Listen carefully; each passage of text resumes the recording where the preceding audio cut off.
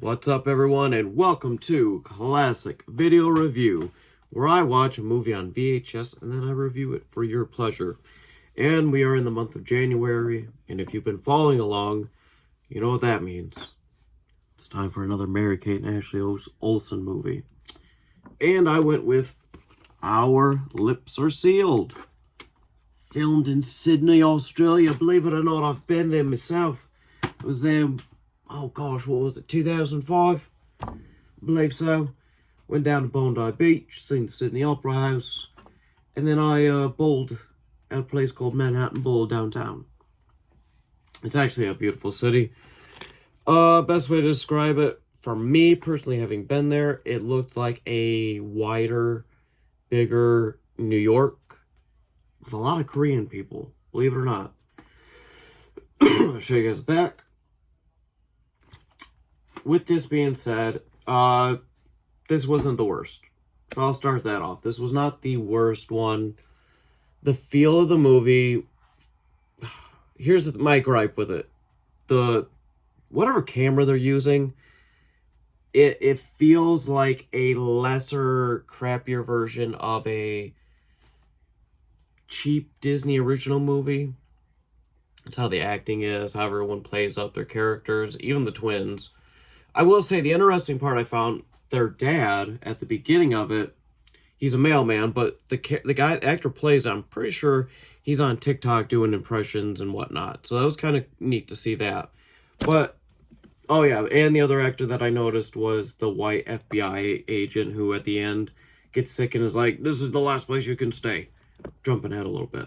But,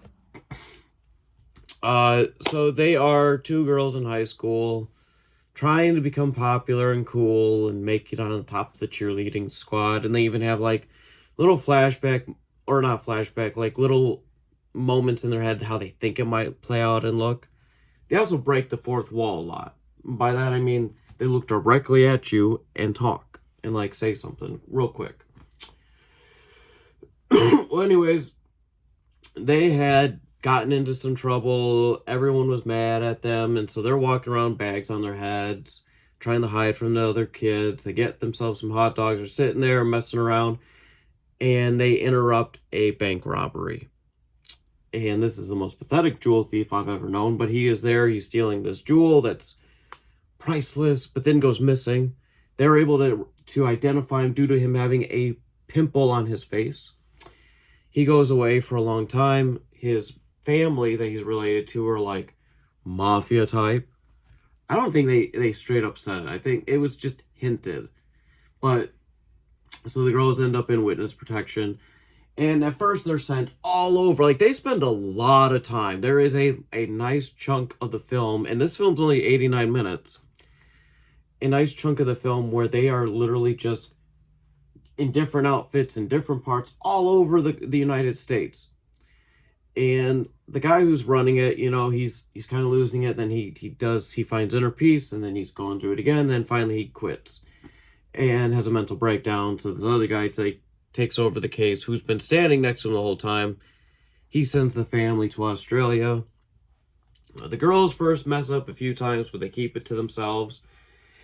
But they like where they're at. They want to become popular, so they try to fit in. They start learning the slang and telling you what the slang means.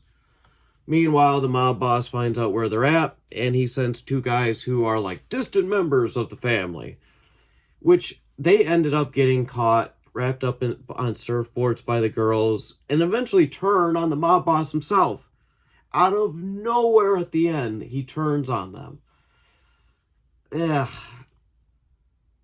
It's cheap. It's cheesy. They at least try to put a little bit of thought into it. They dragged out a lot of stuff. I don't know where you're going to find these to watch online. I do think Amazon has a couple, but you have to pay for every one of them. I couldn't find any on YouTube, but doesn't mean they're not there. The thing is, on the star rating, when it comes to Our Lips Are Sealed, it's still not a good movie in my book. I was debating after I watched it what I was going to give it. And as I was watching it, I was debating on what I would give it. I go with a 1.5. I think that's the highest reviewed of them all. But it's a trashy movie. Oh, they got a kangaroo as their pet in the house. It's very stereotypical. The accents for the Australian people. I think they're as good as mine, mate. Maybe a little bit worse. But yeah. So I don't know what one I'll do next. But I will see you soon with another Mary-Kate and Ashley Olsen movie, because it is the month of January.